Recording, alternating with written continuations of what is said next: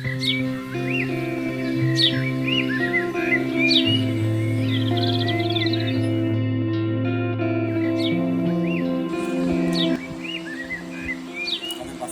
একটা under construction building আছে। বিল্ডিংটা হচ্ছে এখন 4 তলার ছাদে আছি আমরা। বিকাল এখন কিন্তু প্রায় সন্ধ্যা হয়ে গেছে। বিকাল টাইমটা আমি সবসময় ছাদে থাকাটা প্রেফার করি। আমি চাইলে এটা কিন্তু আমার বড় খালুর বাসার ছাদ, আমি মাঝে মাঝে আমার ছাদেও থাকি, এখানেও আসি।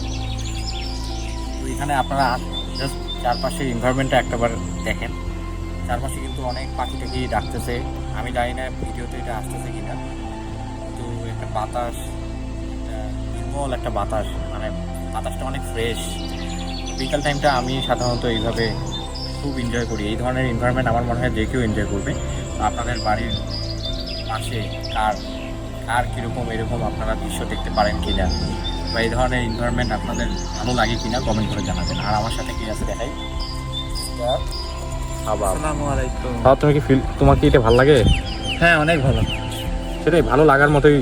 যদিও আবার প্রতিদিন আসা হয় না, কিন্তু আজকে আসে মজা লাগলো আর কি, বিষয়টা এত সুন্দর।